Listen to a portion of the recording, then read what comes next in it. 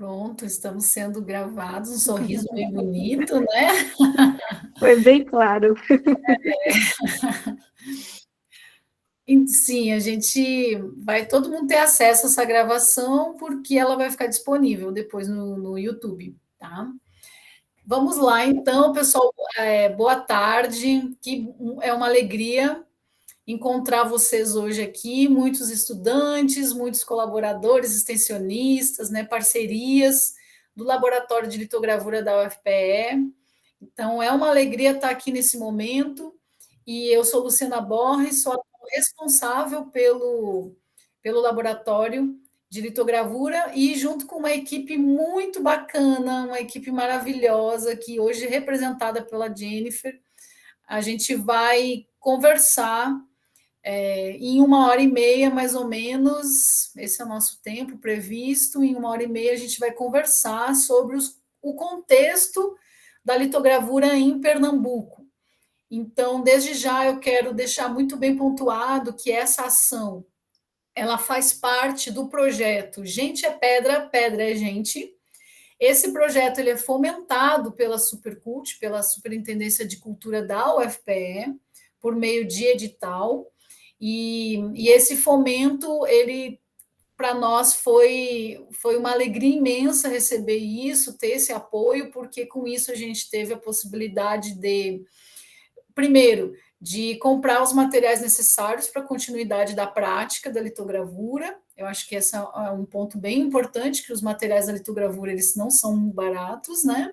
A gente também, com esse fomento, a gente tem a oportunidade de fazer a manutenção das pedras e do maquinário, que está localizado lá no CAC, no Centro de Artes e Comunicação da UFPE, e também, por último, esse fomento nos possibilitou a gravação, a gente vai lançar na próxima semana uma série de 4 vídeos que aprofundam o desenvolvimento da técnica da litogravura. Tudo que a gente tem como técnica e procedimento no nosso laboratório foi registrado nesses vídeos.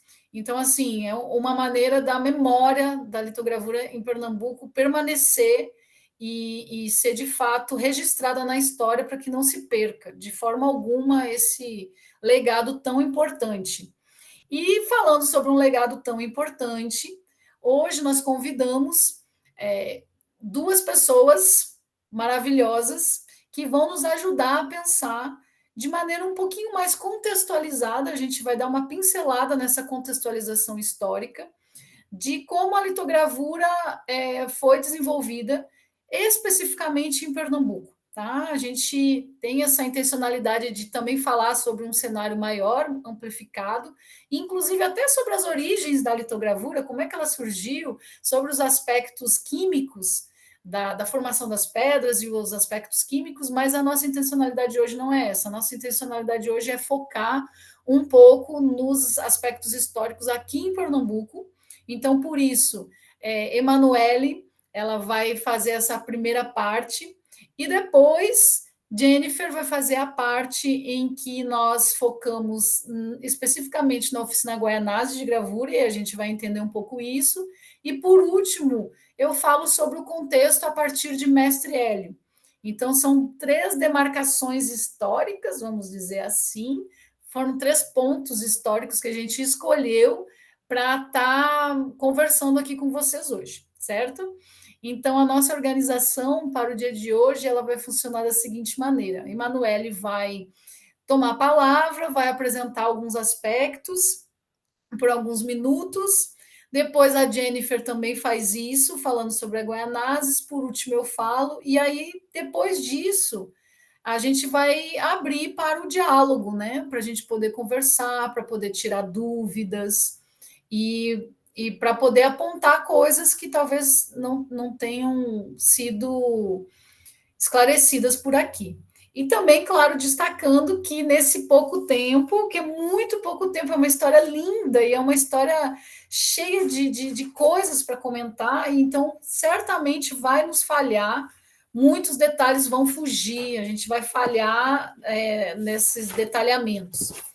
Faremos o nosso melhor, tá bom? Então, já Manuela, imediatamente, se você pudesse apresentar rapidinho, né, e depois iniciar a sua fala, fique bem à vontade, desde já te agradeço, viu, pela parceria hoje. Boa tarde, eu que agradeço, Luciana. Eu acho que assim, o convite foi incrível, é uma proposta muito interessante, principalmente eu acho que dessa técnica, né? Que também é muito estudada, que eu vou até comentar um pouquinho, né, depois. Estudada também muito por designers também, né? Acho que são histórias que se cruzam bastante nessa história da arte e essa história do design, principalmente aqui em Pernambuco. Mas eu sou a Emanuele Venoso, né, me apresentando assim rapidamente.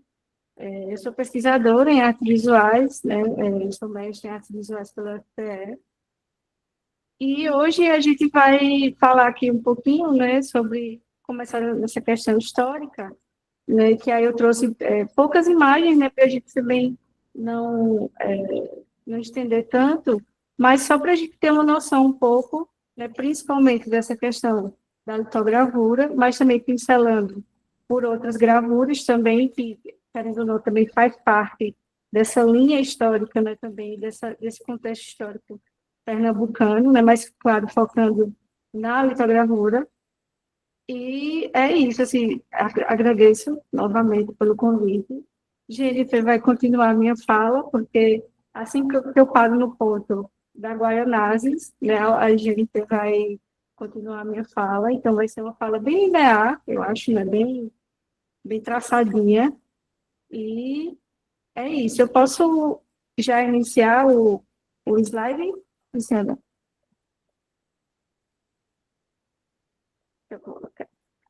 Eu só vou desligar a câmera enquanto eu falo, porque minha internet já está meio assim, como choveu também. E aí, como o principal ponto aqui, né, a minha fala e as imagens, né, então eu vou deixar aqui desligado. E aí, qualquer coisa também, na fala que travar, acontecer alguma coisa, vocês me avisam.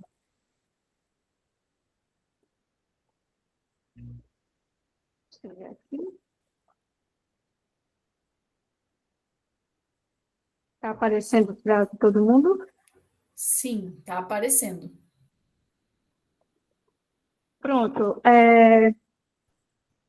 Nessa rápida pincelada, né, assim, e principalmente nessa pincelada histórica, falando de Pernambuco, né, especificamente, né, a gente tem aí, só para começar, né, a gente não começa especificamente com a litogravura em si, né, afinal, nesse primeiro momento aqui, onde a gente fala da história de Pernambuco, a partir da colonização, né, por exemplo, que é onde a gente vai ter essa produção gráfica, né, assim, nesse primeiro momento, a gente não vai ter a litogravura, né, ela ainda não existia nessa época, a gente está falando aqui do século XVI, né, mas a história visual de Pernambuco está muito pautada a partir dessas técnicas variadas da gravura, né? Então, o que a gente vai ter de produção de gravura em metal, né, a própria litografia, a xilogravura, né, enfim, principalmente no esse legado do século XX, né, com o movimento armorial e tudo mais, a gente vai ter essa história muito pautada pela técnica da gravura, né, dessa produção visual, e muitas vezes, assim, eu percebo que não aparece tanto na história da arte, né, mas geralmente aparece na história do design, né, nas artes, quando você está falando mais dessas artes gráficas, né, mas que, na verdade, está tudo dentro do mesmo contexto. Né? Quando a gente vai falar de uma questão visual, a gente também está falando da história da arte em si, até porque existem essas hierarquias, né, que, enfim, os próprios estudiosos vão hierarquizando, né, quais são os suportes artísticos que predominam ali no topo, e aí você vai ter uma produção mais abaixo, e a gente vai ter muito a pintura nesse topo, né, de representação artística visual, mas a gente está falando assim, de um contexto histórico do Estado, principalmente pautando essa questão da trajetória, né, do Estado, dessas transformações, tanto sociais e culturais, né, como artísticas, também, a gente também está falando. A gente tem que falar, na verdade, dessa produção de gravura, né? E aqui, só nesse primeiro momento, eu separei essa apresentação em 5 momentos, né, que vão ser vistos rapidinho aqui.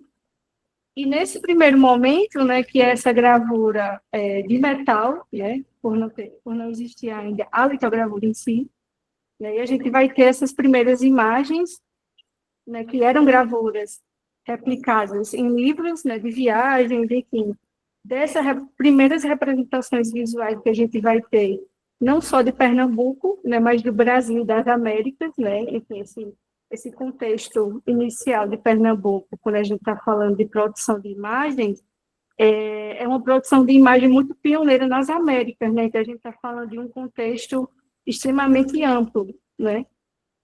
E aqui, só para a gente visualizar, né, algumas produções de Transposte, do Theodor Debris, né, que são gravuras em metal, né, publicadas em livro, que vão mostrar justamente esses primeiros registros desse território aí invadido, né, colonizado. Mas, para uma produção litográfica em si, né, a gente vai pular um pouquinho mais de 200 anos, né? Até porque a litogravura ela vem a ser meio que originada, né? Vamos dizer assim, iniciada no final do século XVIII, mas aí aqui logo nas primeiras décadas do século XIX, Pernambuco já vai ter essa produção litográfica muito ampla, né, em muita quantidade, e a gente vai ter, por exemplo, eu separei essas 2 imagens, que são imagens que representam, né, esse iniciozinho desse segundo momento, como Pernambuco, como, não só com imagens representadas, né, nessas litografias, mas também com ateliês de litografia instalados em Pernambuco já nessas primeiras décadas do século XIX. Né? Então, Pernambuco, por ser esse estado aí, que vai ser uma das principais capitais do Brasil nesse século XIX, né, junto com o Rio de Janeiro e a Bahia, né? Então, essa produção visual, ela vai ter esse boom, né? Tanto pela questão da abertura dos portos, né? O Brasil começa a receber estrangeiros de forma desenfreada. Então, essa produção de imagem, né, desse território ainda meio desconhecido por muitos países, né, vai ter essa produção visual feita de forma desenfreada, e a litografia, ela é uma das principais formas, né, um dos principais suportes para fazer esse tipo de produção, né, afinal, a questão da reprodução da imagem, né, é o foco, né, da técnica. Então, para uma época onde a fotografia ainda estava nos seus inícios, né, a pintura ainda também era uma coisa, né, então sempre foi essa coisa da obra única e toda essa questão.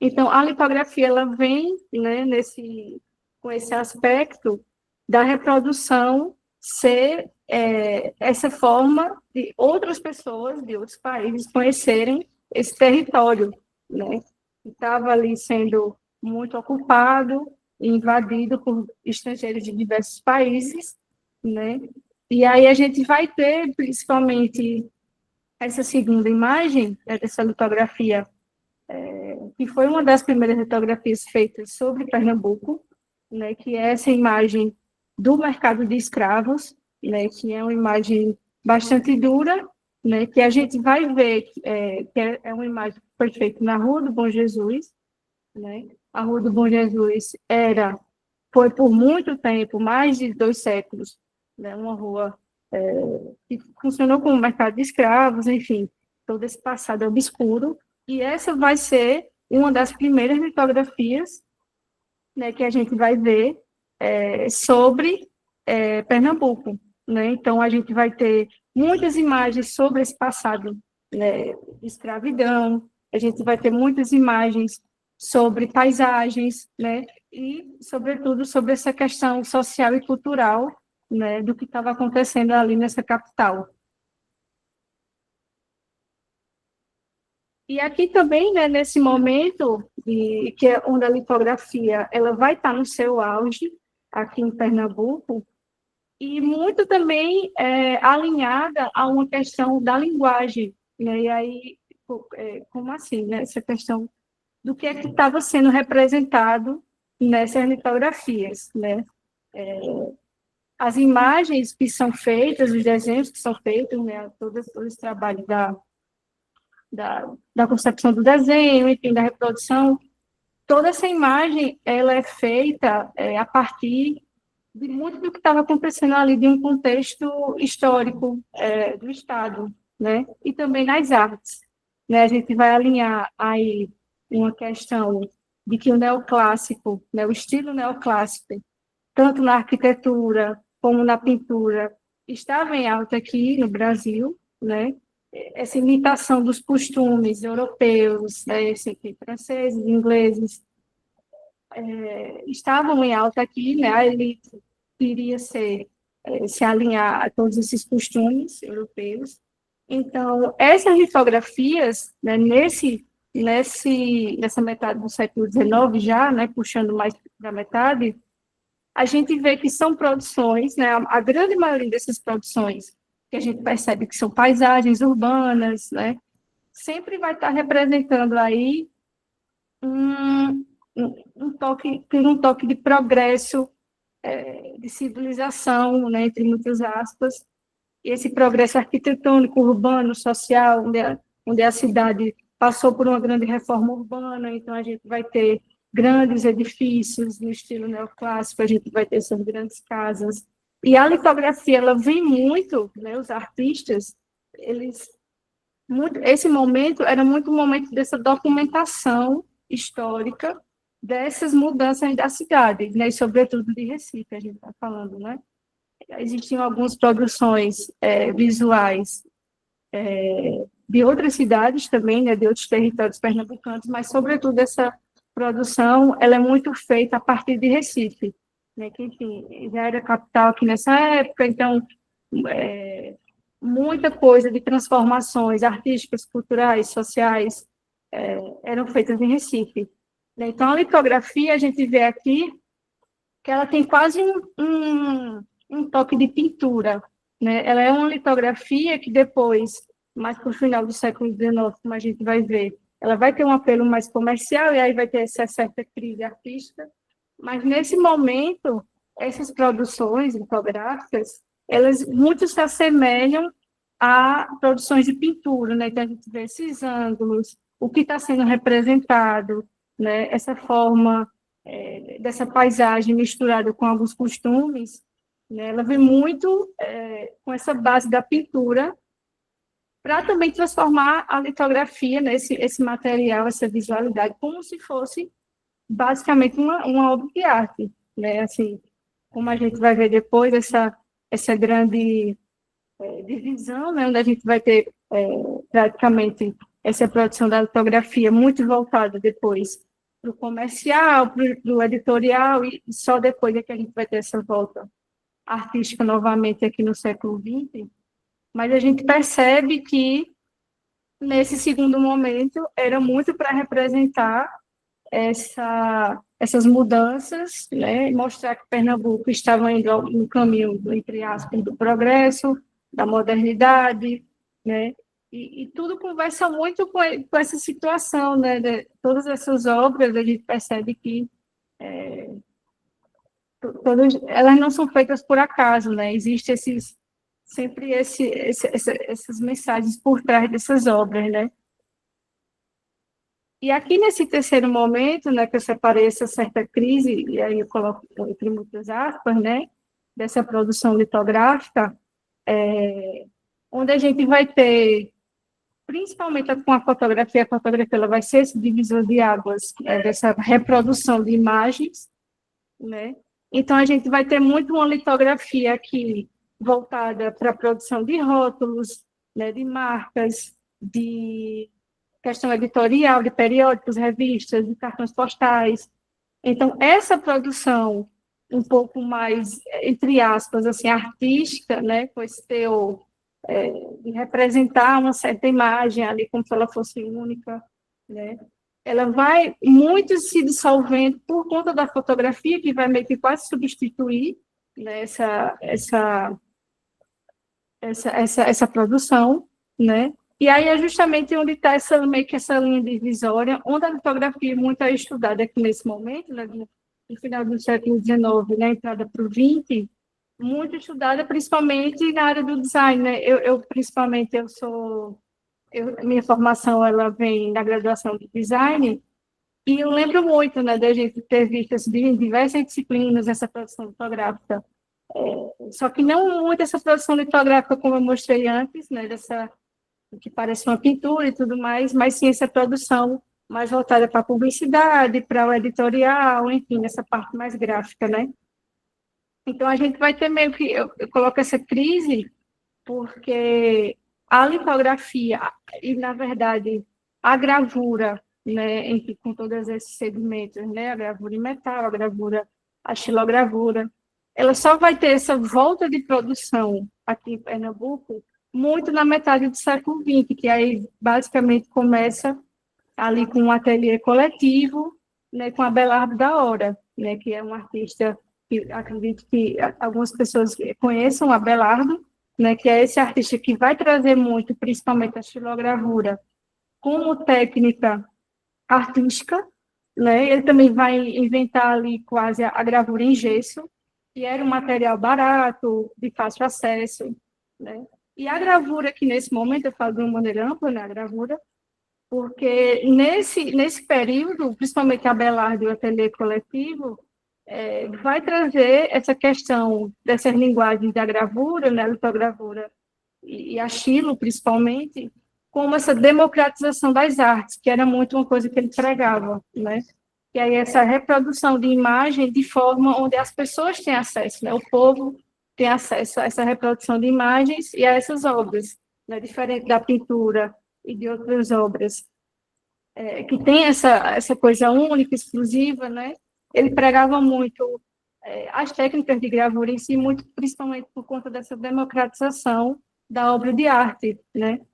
E aí a gente vem com toda essa produção de estilogravura e tudo, mas que basicamente, né, essa volta da litogravura em si como, como técnica voltada para o artístico, né, a gente vai ter principalmente, nesse último momento aqui, já finalizando, né, com o ateliê, com a oficina Guaianazes de gravura, né, que aí a gente vai complementar melhor ainda minha fala agora, né, mas só para terminar, né, a oficina Guaianazes de gravura ela vem justamente essa grande volta a essa produção litográfica, né, então a gente vai ter uma questão muito importante da oficina Guaianazes, né, que é todo esse contexto histórico que está envolvido na criação ali da Guaianazes, né, período de ditadura, e a gente vai ter também uma produção muito pautada no surrealismo,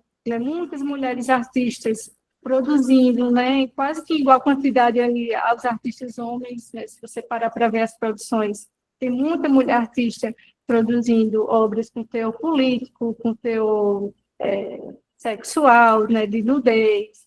Então, só para a gente terminar, né, aqui, a gente vai ter essa grande volta, né, da litogravura como suporte artístico, né, e, sobretudo, enfim, não, nessa metade do século XX, né, mais para o atual, a gente também vai ter essas outras formas de gravura, né, como a xilogravura, que, enfim, com o J. Borges, de Samico, né, com o movimento armorial, também vai trazer essa outra forma de gravura, né, para esse ápice, né, assim, mas aqui, né, especificamente a litogravura, a gente vai ter essa grande representante aqui em Pernambuco, que é a Guaianazes, né, que não vou falar muito sobre a Guaianazes, que Jennifer vem aí, mas só para a gente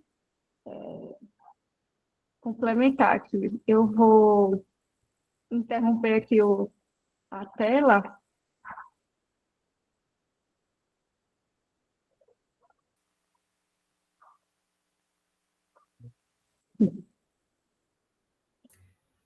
Manoele, que massa, obrigada, viu?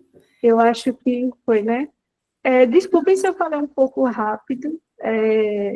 Pode ser que tenha ficado, né, muita informação, mas aí eu tentei dar uma leve pincelada assim desse histórico, né, também que traz essas outras formas de gravura também que faz parte, né, dessa construção.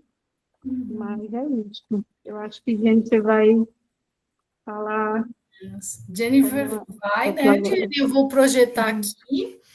A Emanuele, já vou deixar aqui ó, uma coisa que eu acho legal para a gente retomar depois, até porque depois que eu fiz aquele curso contigo, achei muito interessante pensar um pouco a oficina Guaianazes acontecendo em pleno período ditatorial, né? Então, depois, se tu puder retomar um pouquinho essa parte, eu achei que acho que seria uma informação bem bacana, assim, porque logo Pernambuco, né, que teve um cenário tão ativo em relação a esse período histórico, né? Se Isso. puder.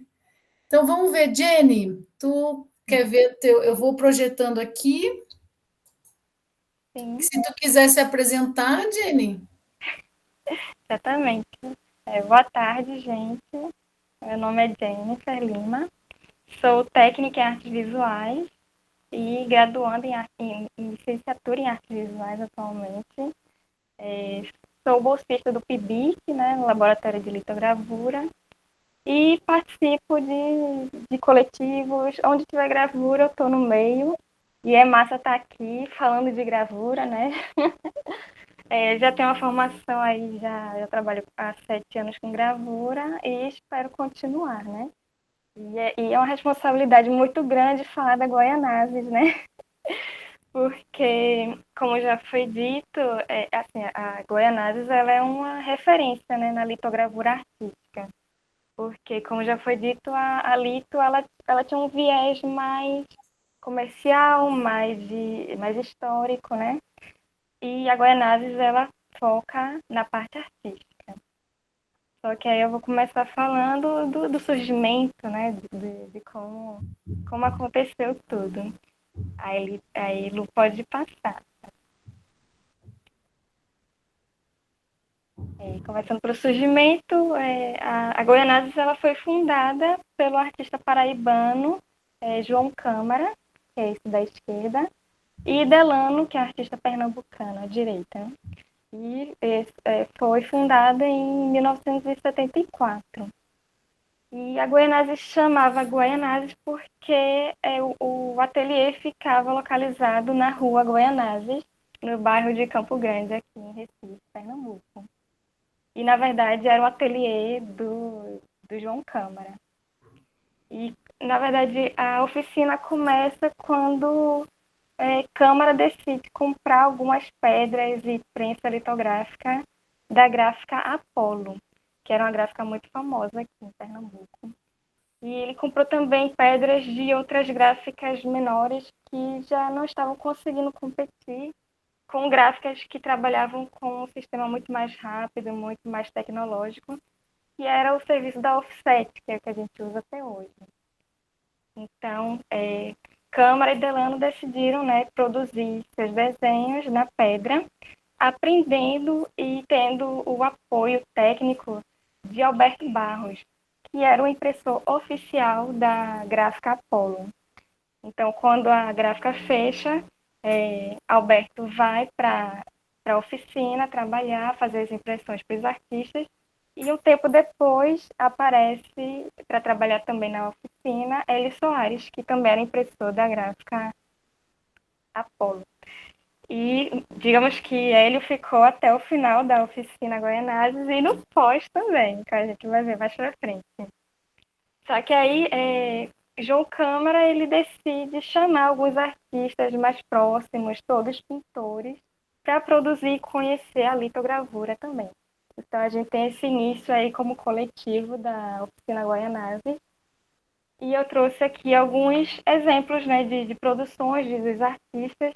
Não poderia faltar, é claro, uma gravura de João Câmara de Delano, primeiro para mostrar. E é muito difícil não falar da técnica, mas como já foi dito aqui, a Goianazes, os artistas, eles tinham uma produção muito figurativa, eles trabalhavam muito também com a questão política. Os artistas costumavam se encontrar aos sábados e trocar informações artísticas, né, suas experiências, trocar uma conversa sobre a vida também, sobre a política. E aí foi moldando um pouco do que é a história da Goianazes, né? E a gente tem aqui uma gravura, por exemplo, de João Câmara à esquerda, que eu imagino, olhando assim, uma imagem digitalizada, né? Uma imagem, um desenho feito com crayon, com um lápis gorduroso e tuche líquido com aguadas. Aqui no de Delano eu percebo também que é um desenho feito com lápis gorduroso, com crayon. Pode passar. A gente tem o artista Luciano Pinheiro, nesse trabalho que eu imagino que seja tuche líquido feito com pincel ou bico de pena. A gente tem artistas mulheres também, que é muito importante, gravadoras, pintoras, como Guita. Essa gravura ela é interessante, por exemplo, em relação à técnica, porque a gente tem duas cores e na litogravura trabalhar com cor é um desafio, já que nesse caso, como tem duas cores, eu preciso de duas matrizes, né? Eu preciso ter duas pedras, cada uma com um detalhe do desenho, para depois fazer um encaixe. Pode passar. A gente tem essa imagem, essa gravura de Teresa Costa Rego, super importante também, que a gente até já viu, né? Está no acervo da biblioteca, a gente consegue ver pessoalmente esse trabalho bem desafiador também, que tem mais de duas cores. A gente tem José Carlos Viana e muitos outros artistas, como Samico, Gil Vicente, Rinaldo. E nesse momento, quando enche de artistas, né, a Oficina Goianazes, eles se tornam uma sociedade sem fins lucrativos. E começam a produzir coisas coletivas como esse álbum, que foi a primeira edição coletiva da oficina, foi encomendado pela cidade, a prefeitura da cidade do Recife, onde tiveram 100 exemplares desse álbum de gravura representando as imagens do Recife, né? Só que em determinado momento cresceu tanto o ateliê do Câmara, já não cabia, né, tantos artistas de Pernambuco de fora também. Então eles precisaram de um lugar maior, eles conseguiram em 1979, pode passar, um convênio com a prefeitura de Olinda, e eles se mudam para o mercado da Ribeira. Então a oficina passa a funcionar no subsolo, na parte de baixo do mercado, e no salão central aconteciam os resultados, né, as mostras, as exposições. Nesse momento, a oficina Goianazes já conseguia dar cursos de gravura, né? Tinha uma conexão muito grande com a comunidade olindense, pernambucana. E eles conseguiam se manter no lugar através do que eles faziam, né? E aí eles tinham essa produção artística e também comercial. Tudo era vendido, né? Mas eles tinham essa oportunidade de imprimir mapas, calendários, postais turísticos para poder se manter no mercado da Ribeira. E a oficina Goianazes tinha também um grande acervo de rótulos de aguardente, né, que é muito focado na história do design. Essas matrizes ainda estão com a gente, né? Elas ainda existem, não são usadas, elas ficam lá guardadinhas e fazem parte, né, da história, que foi da gráfica Apollo. Só que depois de um tempo, já 20 anos depois, em 94, a sociedade se desfaz, né? Em 95 vai para a Assembleia mesmo, se desfazem por motivos de administração, de motivos relacionadas aos artistas, né? E todo esse acervo de pedras, de prensa, de gravuras, porque era muito comum na época. Todo artista que passava pela oficina Goianazes deixava uma gravura como registro, né? E tudo isso foi doado para a Universidade Federal. Então, foi um acervo muito grande de mais de 2.000 gravuras para a universidade. E houve todo um processo, né, de catalogar e, inclusive, além de todas as prensas e pedras e gravuras, quem estava junto também passou a cuidar de todo esse acervo no ateliê do CAC, foi o mestre Hélio, né? E o mestre Hélio, a grande figura que Lu vai já passando para a Lu. Eu já até sei porque tu está rindo, Jenny. Porque é engraçado, né? Mas o mestre Hélio veio junto, né? Com toda a maquinaria, todo o acervo das pedras e as obras, né? Tudo foi doado para a Universidade Federal. Tudo que é de obra está no Memorial Denis Bernardes, está lá sobre a proteção, né, e a salvaguarda desse memorial, que fica localizado na biblioteca, mas a parte das pedras e das prensas, né, estão lá conosco no CAC, no Centro de Arte e Comunicação, e o mestre Hélio, em 95, ele vem junto com esse material. E aí eu acho que é importante a gente dizer que a litogravura e a guaianazes elas vão também se fortalecendo porque tem a grande crise das gráficas, né? Os jornais já não são mais feitos a partir da pedra, toda a tecnologia vai mudando e essas pedras elas vão sendo jogadas fora, elas vão virando assim, vão ficando obsoletas e vão sendo deixadas de lado. Né? A gente tem aí vários registros de pedras litográficas que viraram calçada, por exemplo, em outros estados. Né? Enfim, mas o fato é que vocês vão percebendo que, com o fechamento das gráficas, essa figura, esse profissional do mestre impressor, ou seja, aquele que fazia a limpeza das pedras, o que colocava os ácidos, o que fazia a impressão, essa profissão ela acaba também se extinguindo, né? As gráficas vão fechando e as pedras vão se espalhando, né? Sendo doadas ou servindo para outros fins, e esses profissionais eles vão também ficando sem lugar de atuação. E aí o que acontece? Mestre Hélio, que já tinha muita experiência com a oficina Guaianazes, ele também tinha trabalhado em gráfica, ele vê todo esse material vindo para a UFPE, então ele vem junto. Então, desde 95 até 2020, o mestre Hélio ocupou o ateliê, né? Chamávamos de ateliê, lá no Centro de Artes e Comunicação, e ele que fazia toda a manutenção das máquinas, ele que organizava tudo, era ele o responsável pelo ateliê, até então ateliê, né? Oficina Guaianazes de Gravura. Então, aqui a gente tem algumas imagens dele trabalhando, quando ele era vamos dizer assim, no período que ele já estava na década de 90, se eu não me engano, essas fotos, né? E ele passa a trabalhar de que maneira? Ele atendia os artistas, então os artistas vinham até o laboratório, até o ateliê, na verdade, e continuavam fazendo seus desenhos e fazendo um pagamento diretamente para o mestre Hélio.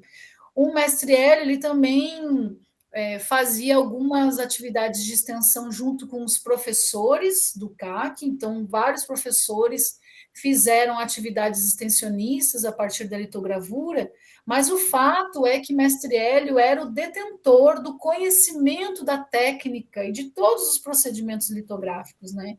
Então ele era aquele que sabia de fato como uma litogravura ganhava vida, né? Como tirar uma imagem da pedra, como produzir essa imagem, e como usar a mesma pedra para novas imagens, né? Então, o mestre Hélio ele foi uma figura determinante para a manutenção desse legado, desse conhecimento da litogravura em Pernambuco. Uma das figuras assim de grande destaque nesse sentido, era ele que detinha esse conhecimento.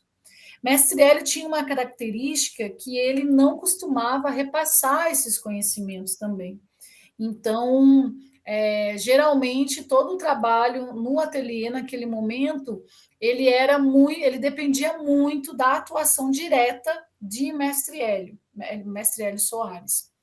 O que é interessante é que esse mestre litógrafo, ele também produzia algumas obras de arte, né? Então, ele também fazia as suas próprias peças, ele também imprimia suas próprias obras, e essas obras elas são inúmeras e elas estão atualmente lá no laboratório, lá no mesmo espaço, em uma das gavetas, mas também a gente fez um trabalho de catalogação dessas obras, e pelo menos um exemplar de cada obra encontrada do mestre Hélio também foi anexada ao acervo da Goianazes. Então, veja, o mestre Hélio ele falece em 2019, logo ali quando a pandemia, pouquinhos meses antes da pandemia começar, o mestre Hélio, então, ele vem a óbito, e tudo que acontecia no laboratório, então, para de acontecer, e todas as obras ficam lá. Quando a pandemia, quando a gente já tem aquelas ações de flexibilização das ações de isolamento, a gente pode retornar à universidade, a gente volta para a universidade e aí começa a perceber que o laboratório estava já com muita teia de aranha, já estava ficando com obras meio mofadas, sabe aquele lugar que não é ocupado e aí por isso vai se deteriorando? Então aí, de fato, em 2020, o departamento de artes ele se preocupa então em o que fazer com esse lugar que passa a não ter ninguém trabalhando nele, não ter ninguém gestionando as ações de litogravura. Então a gente vai assumir, vai catalogar como primeira ação, a gente vai catalogar as obras do próprio mestre Hélio. A gente vai entender que o mestre Hélio ele não era só aquela figura do mestre impressor, ele também tinha o desenvolvimento de uma poética, ele também desenvolveu várias obras e ele também, embora não se considerasse e possivelmente não era considerado, né, em vida como artista, ele participou de algumas poucas exposições, mas as obras dele até então não estavam juntas com as obras da Goianazes, até porque as obras da Goianazes eram de 95. Então, o que a gente resolve fazer? Até 95, né? O que a gente resolve fazer? A gente resolve, então, catalogar essas obras, mais de 200 obras dele, e a gente leva para o mesmo acervo da Goianazes, e atualmente está lá, né? E aí, a partir, então, aqui a gente tem algumas imagens da gente trabalhando, porque a gente começa a encontrar um monte de obra, tudo engavetada, fora de ordem, a gente não sabia, muitas assim, sem até autoria, muitas obras que ele ganhou de presente e tal. Então, a gente começa esse trabalho de catalogação das obras do mestre Hélio, e logo em seguida, ou ao mesmo tempo, na verdade, a gente começa a querer entender como é que a litogravura é feita, porque a gente queria fazer litogravura, mas ninguém sabia. Então, a gente começa a ter a ajuda de alguns colaboradores que foram ensinando os primeiros passos da litogravura, mas o fato é que a gente errava muito, a gente não tinha expertise. Mestre Hélio não deixou nada registrado e ele também não compartilhava.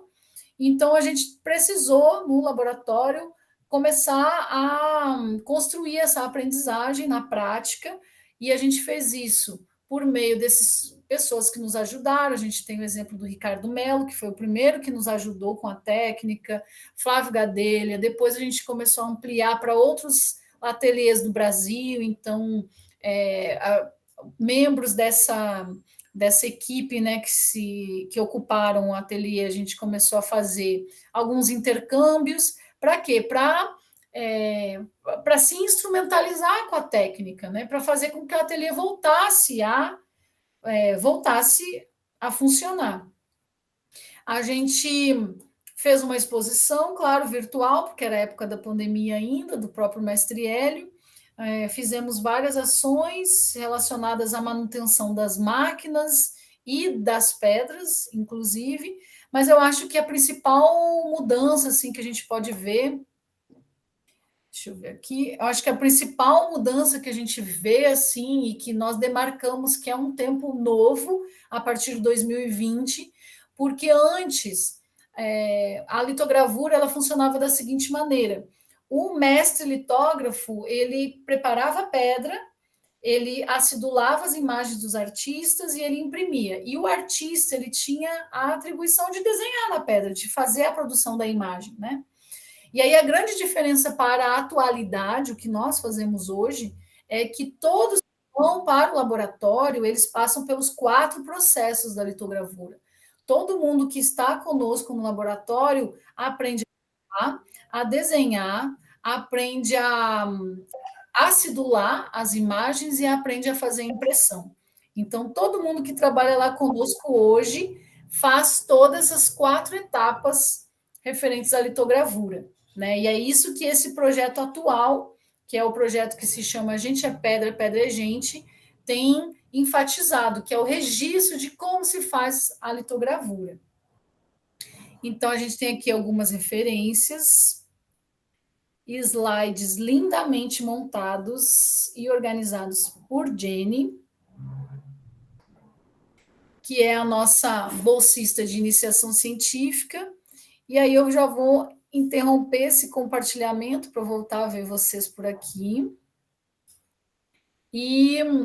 E com muita alegria, assim, a gente pode dizer que depois de vários anos de muitos fracassos, porque a gente fracassou bastante em vários momentos desse processo, desde 2020, a gente teve muitos fracassos, mas desde o ano passado, os nossos procedimentos litográficos eles estão muito aprimorados e tem um número grande de pessoas, a gente tem mais de 10 pessoas que hoje, em pouco tempo, em questão de 2 anos, já podem ser considerados o que antes se chamava de mestre impressor. Então, hoje a gente tem mestras e mestres que já sabem fazer todas as etapas da litogravura.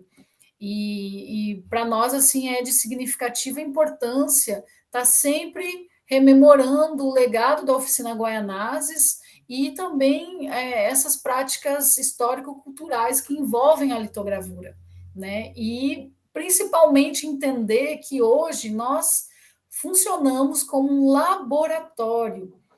A gente não a gente chama de ateliê pelo carinho e pelo vamos dizer,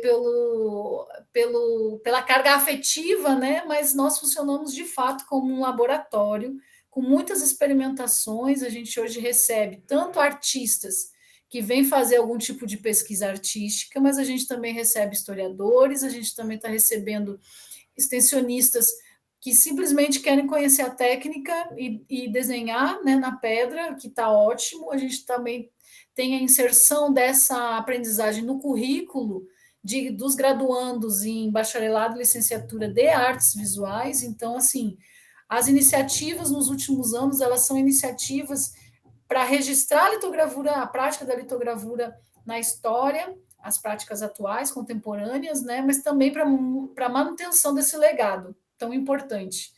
Né? Então, acho que é um pouco essa nossa intencionalidade, né, como um grupo. Eu acho que é um pouco isso, né, Emanuele e Jennifer? Vocês se sentem à vontade para compartilhar mais alguma coisa? Porque eu também quero aí ver se alguém tem alguma pergunta. Já tem algumas aqui que chegaram ou pelo WhatsApp ou aqui pelo lado, pelo chat aqui do lado. E também o pessoal, se quiser levantar a mão para fazer pergunta ou comentários, fique bem à vontade. Mas eu não sei se Emanuele e Jennifer querem complementar alguma coisa. Só comentar aqui rapidinho, porque, por exemplo, assim, quando a gente estava falando, né, mostrando as obras de alguns artistas, e eu fiquei parando muito, né, pensando no pegar assim, um caso clássico, por exemplo, de Teresa Costa Rego, né, que é assim, uma das mais conhecidas, né? A gente vê muito a obra da Teresa, muito muito, assim, difundida, principalmente a pintura, né? Mas, assim, vendo as obras de Teresa, né, eu consegui ver também algumas obras digitalizadas do acervo já, né? Tem muita coisa de Teresa, muita litogravura. E as obras de litogravura de Teresa são incríveis, assim. Eu acho que existe também muito nessa coisa de quando alguns artistas trabalham em diversas técnicas, né? Mas sempre vai ter alguma técnica que vai se sobressair, né? Mas em alguns artistas, como é o caso de Teresa, eu acho que a litogravura dela é tão boa quanto a pintura, assim, sabe? É um caso assim, bem clássico, né, onde a gente ainda vê essa questão dessa hierarquização que ainda existe, né, e, enfim, principalmente falando essa coisa da arte, né, do mercado de arte, enfim. Só que a gente vê que tem artistas que têm essas produções, né, e aqui nesse caso, né, da litogravura, tão boas quanto. E aí a gente não vê falando tanto, né, dessas obras, desses artistas na litogravura, a gente vê em outros suportes, né, então também é uma forma interessante de colocar essas obras, né, para o público ver que esses artistas têm essas produções tão significantes quanto eles fazem, né, nesses outros suportes que são mais ainda, né, enfim, ditos como, né, importantes ou mais artísticos, como é o caso da pintura. Né? Só Manoel, que massa esse teu comentário, porque é isso mesmo, se a gente for pesquisar vários artistas assim que são ícones, né, na história da arte e tal, a gente vai perceber que vários faziam lito e não, as litos não são tão conhecidas assim. Agora tem uma razão bem interessante, porque gravura, as técnicas de gravura em geral enfrentavam, né, uma certa desprestígio em relação às técnicas ditas mais tradicionais, né, e únicas, né, vamos dizer assim. Tem essa explicação, vamos dizer, essa justificativa histórica, né, mas é isso, se a gente for pesquisar cada artista já com um renome aí, provavelmente vários têm alguma coisa de litogravura, viu? Exatamente. Até Frida Kahlo, ninguém sabia de nada disso, mas Frida Kahlo não tem nada a ver com Pernambuco, eu sei, mas foi o que mais me surpreendeu foi quando eu vi obras litográficas de Frida Kahlo. Eu fiquei assim, minha nossa, ela fazia lito também, olha que interessante. Exatamente. Tem outros casos, né? Assim, que é o Delacroix, assim, num contexto amplo, né? Tem até o Roman, que também, eu acho, né, nessa história da arte, né, enfim, ocidental, e, enfim, utilizavam muito a técnica da litografia, sendo que, enfim, a gente só conhece esse produto final, né, que aí seria essa questão da pintura, né, e acho que Pernambuco tem muitos casos, assim, sabe, dessa questão, né, dessa hierarquização que hoje está muito forte ainda.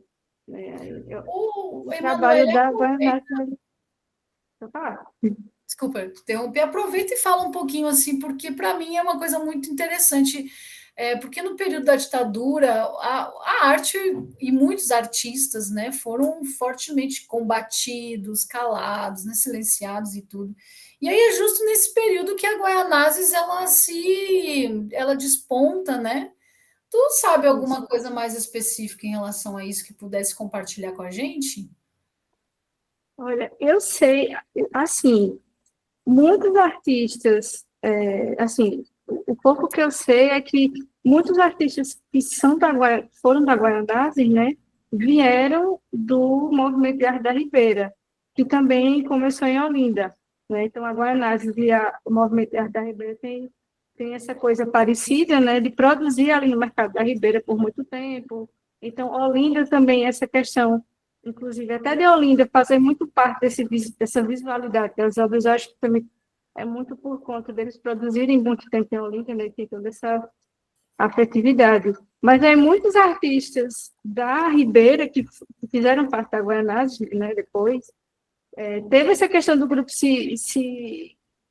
ele acabar por conta da ditadura, né, então, só que aí você vem com essa produção da Guaianazes, que já é um pouco já perto do final, né, da ditadura ali, 79 até 85 a ditadura acaba, né, mas o que eu sei, assim, é que Eu não sei se teve algum caso, não sei se vocês também saberiam dizer, de alguma prisão nesse período da Guaianazes, né? Eu acho que não. Mas o que eu sei é que, assim, muitas obras que eles faziam, né?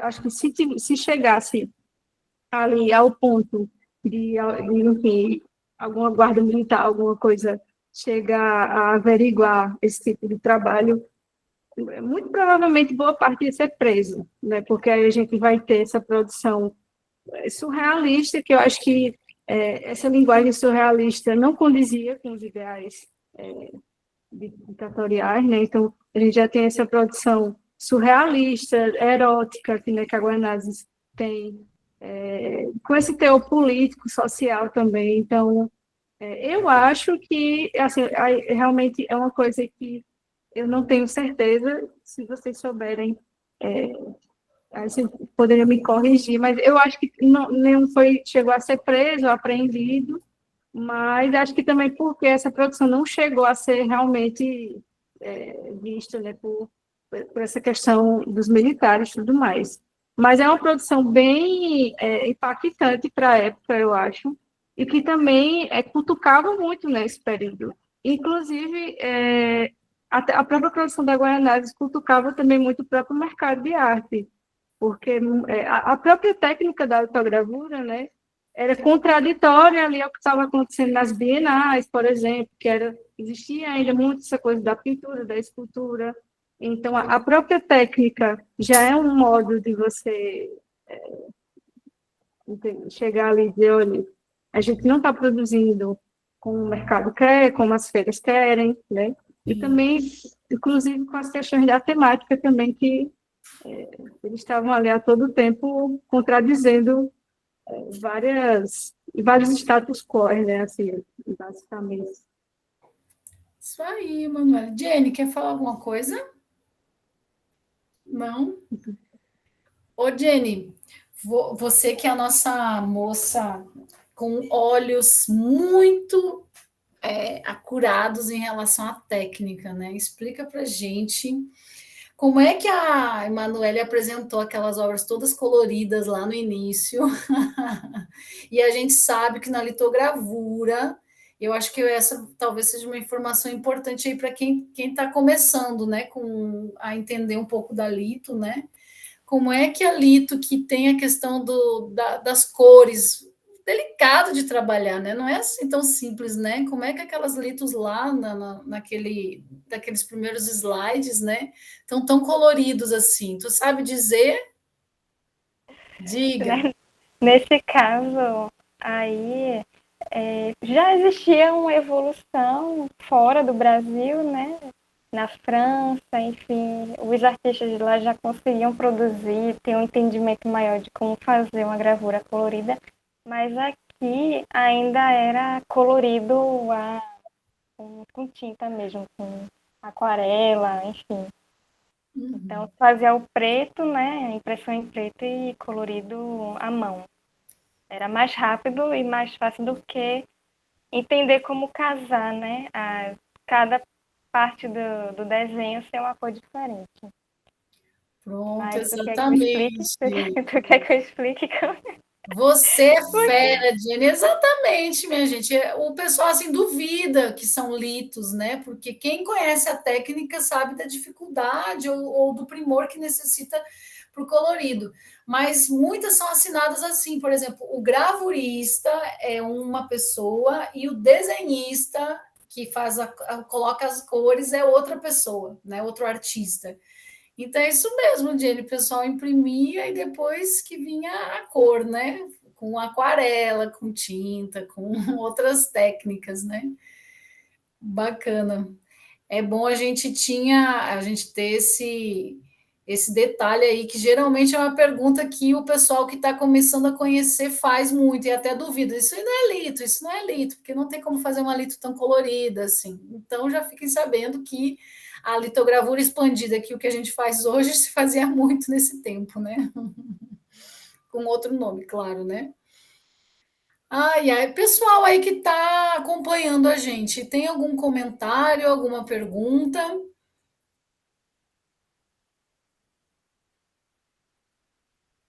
Pode escrever ou falar, não tem problema. Diga, Agripina. Boa tarde, professora. Boa tarde, gente. Eu queria agradecer muito, assim, por essa aula. Foi muito chique. É sempre bom ouvir gente falando, Lu também. Mas eu queria dar uma apreciação muito especial à Emanuele, porque eu não me conhecia, fiz História da Arte também. Essa abordagem, assim, me tocou muito, assim, me fez muito feliz de ver o quanto esse pensamento, assim, ele é compartilhado, sabe? Por todos nós. E eu queria adicionar também que é muito interessante ver a litogravura sendo usada como tanto uma ferramenta, tanto quanto uma mídia, né? Eu sou uma das pessoas que me considero artista, então minha aproximação do laboratório ela veio mais para uma questão de querer investigar a minha poética, tanto quanto a técnica da lito. E eu vim do Rio de Janeiro, né? Aqui a gente também tem uma história muito forte com a litogravura, na universidade, na cidade. E eu cheguei já querendo experimentar, e fracassos são muito importantes nesse processo, né? Para a gente ver o quanto a gente sabe e não sabe. E eu queria dar esse comentário também, né? Aproveitando que aqui é uma coisa que vai ficar no YouTube, sobre o quão livre é o laboratório da UFPS, assim, sabe? O quanto a gente tem liberdade para errar, experimentar e tentar, porque a lito ela é um processo muito difícil, sabe? Eu sempre aprecio muito lugares que têm a possibilidade de ter um laboratório de lito, porque o equipamento é caro, o equipamento é histórico, é difícil de encontrar. Então, frequentemente, esses laboratórios eles têm um controle muito grande do uso desses materiais, por, né, razões óbvias. E a gente, né, também tem esse controle na UFPE, mas tem uma possibilidade de você explorar que eu nunca tive em outro lugar. Então, tem sido muito chique, assim, muito feliz. E hoje, vendo, né, o quanto isso é historicamente presente na cidade do Recife, né, com a Guaianazes, é muito feliz, assim, a gente ter um grupo de pessoas, assim, tão interessadas, né, nessa técnica. Então, muito obrigada pelas suas palavras. Adoraria ouvir mais dessa pesquisa, assim. Queria saber se você trabalha com história da arte, com essa coisa, porque achei muito interessante a pesquisa, sobretudo, e as legendas que eu li, assim, detalhadas, perfeitas. Sei que isso dá trabalho. Então, é isso.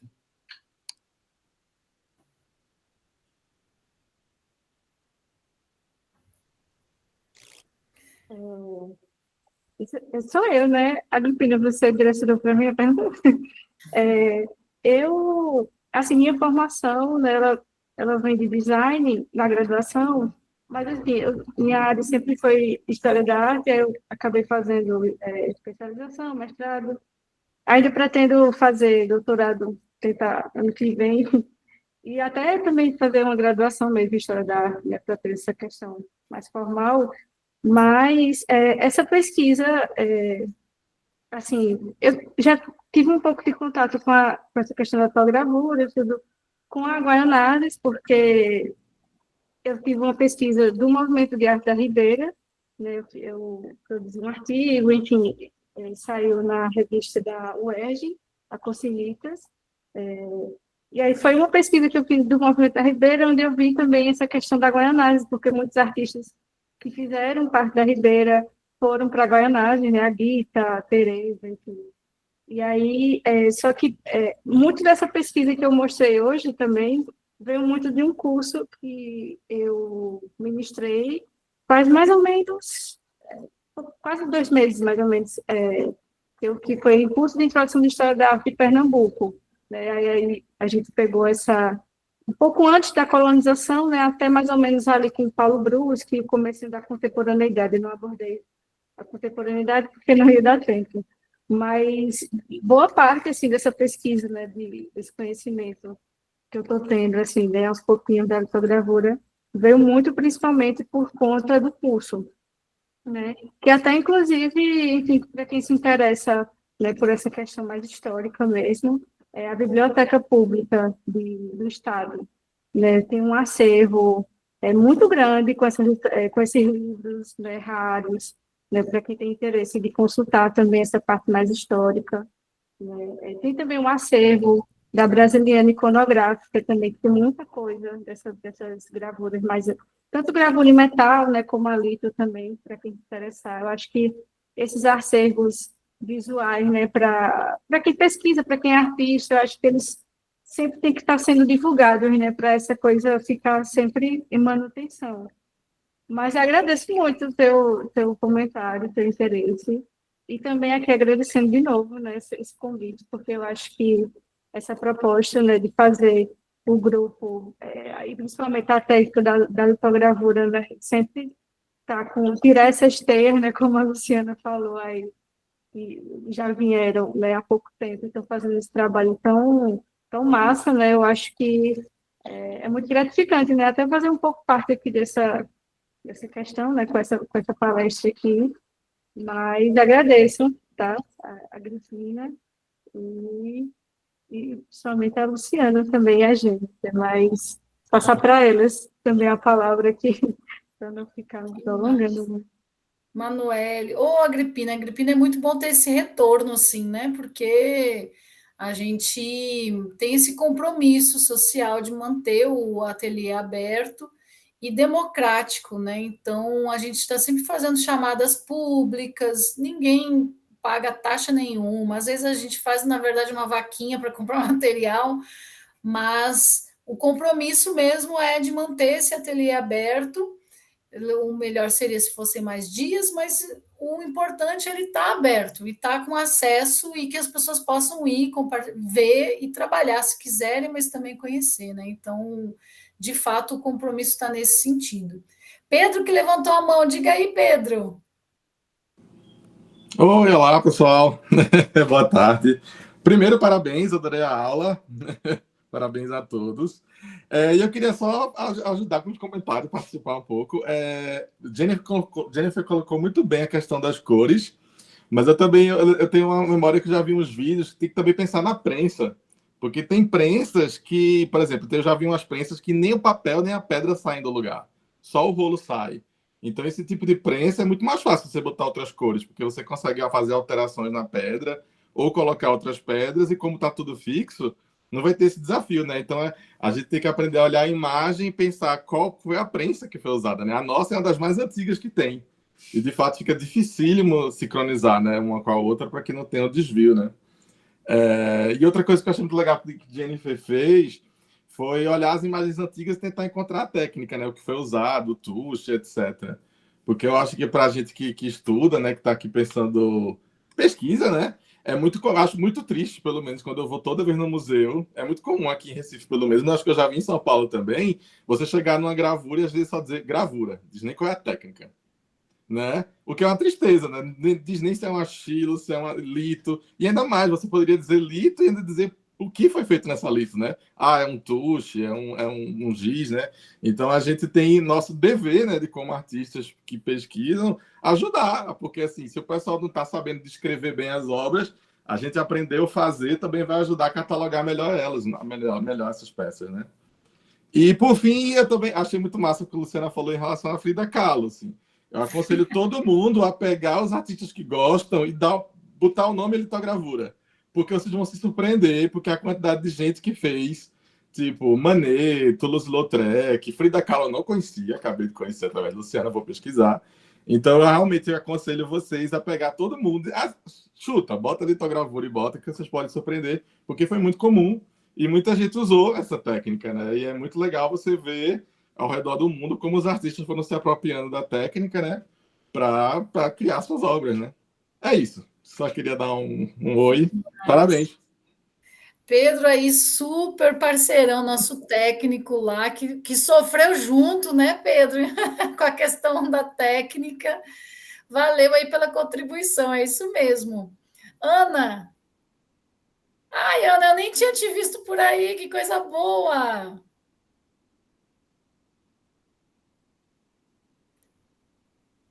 Se tu quiser abrir o microfone, pode falar, Ana.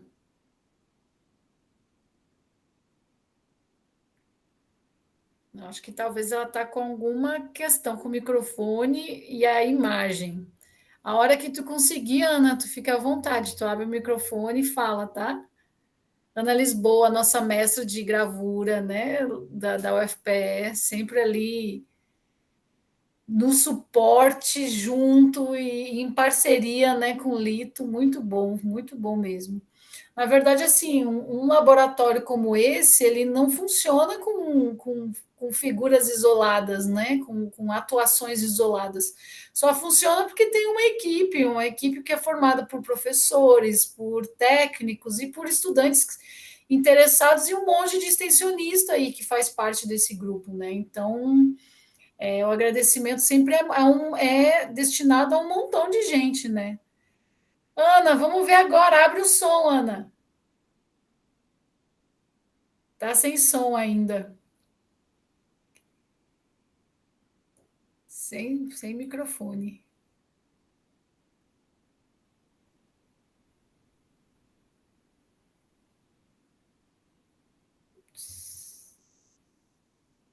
Vamos ver daqui a pouco.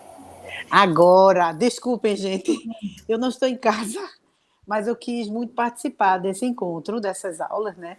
Dessa aula, porque eu acho isso histórico e uma coisa muito importante para a universidade, principalmente para o laboratório Guaianazes, né? Da litogravura.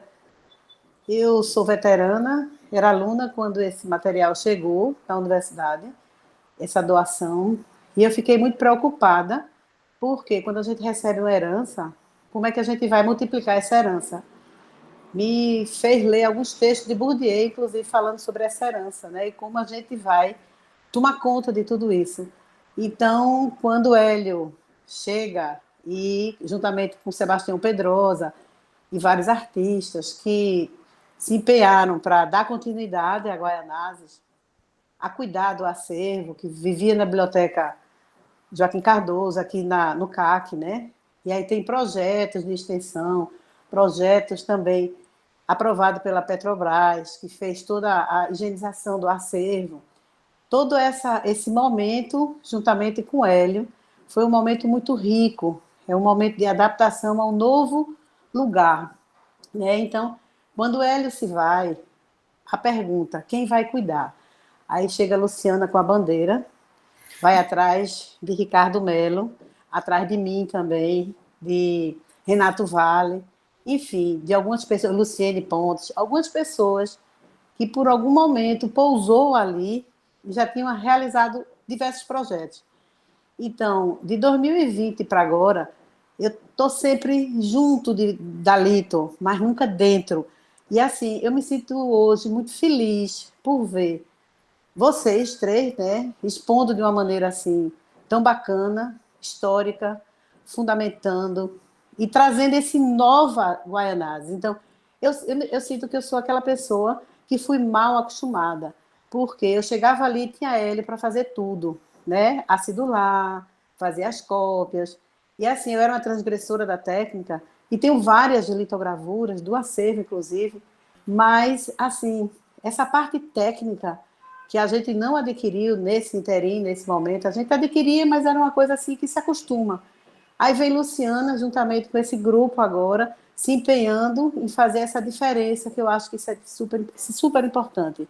Fazer com que as pessoas que estejam ali estejam justamente, não somente realizando o seu desenho na pedra, claro que quando a gente está realizando o desenho na pedra, a gente também está entendendo a técnica, vendo o que é que ela pode dar, vendo o que é que a gente pode realizar, mas principalmente fazer a acidulação, fazer as entintagens, fazer as cópias. Então, passar por todo esse processo. Então, eu acho que isso é de muita riqueza, parabenizo muito, inclusive essa parte teórica agora também, estruturando e fundamentando, pegando pessoas de outras áreas para trazer esse conhecimento histórico, né? Eu acho que isso está enriquecendo bastante e eu acho que estamos fazendo jus à herança. Então, Luciana, parabéns, juntamente com Jennifer, juntamente com Emanuele. Prazer, Emanuele. E Jennifer é uma querida, né, que está com a gente há tanto tempo lá, e assim, já chegou artista, né, e agora só desenvolvendo outras coisas. Então, parabéns aí a vocês três e fico muito contente. Não poderia deixar de participar. Nem me inscrevi, porque não sabia se ia ter condições de participar, mas graças a Deus deu tempo e fico muito contente. Parabéns aí a vocês três. Que bom, Ana. Nossa, tua presença aqui é muito significativa para a gente. Obrigada, viu? Pessoal, então assim, se não tem mais perguntas, a gente já vai fechando, né, o nosso encontro com a nossa combinação aquela de 1h30, né? A gente já está chegando nesse final. De minha parte, agradeço a presença de todos, a presença de todas, de todos aí, e espero vocês na próxima semana. Na próxima semana é presencial, é também um momento festivo e celebrativo, em que nós vamos mostrar publicamente os 4 vídeos, e vai ser lá no Mini Auditório 2, pertinho da diretoria do CAC, então está todo mundo convidado, e depois a gente vai para o laboratório mesmo, se encontrar lá. Então, assim, é aberto, qualquer um pode chegar, e na semana seguinte a gente vai fazer a visitação ao acervo no Denis Bernardes, que é um momento fechado, mas quem tiver interesse é só procurar e a gente coloca a pessoa na lista aí, se ela quiser, tá? Jennifer, quer dar uma palavrinha final? E Emanuele? Foi massa, eu agradeço todas as colocações, né? E todo dia estamos aprendendo mais, né, sobre a lito. E é isso. Com certeza, Jenny. Obrigada. Emanuele, quer dizer alguma coisa? Vou agradecer também pelo convite, você também saber mais sobre o laboratório, né?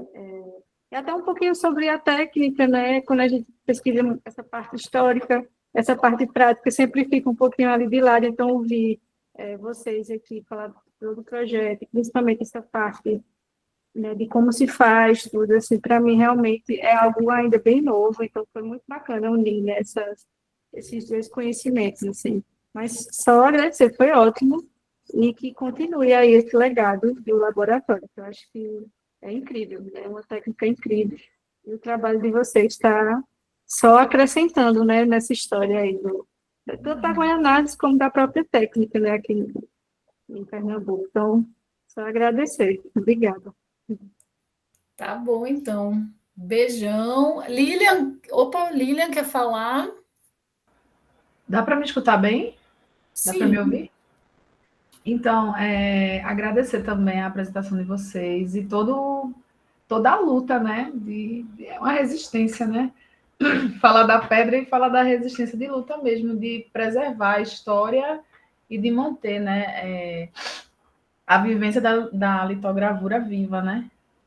Então, eu queria que vocês pudessem até oferecer, assim, se pudessem colocar aqui no chat, artistas, vocês mesmas, assim, onde é que a gente pode ver as obras de vocês, que são artistas atuais, assim. A gente pode dar uma olhada, assim, nas obras de vocês. Eu fiquei curiosa quando, na primeira aula, a Luciana falou que elas são artistas, aí passa o Instagram para a gente dar uma olhada.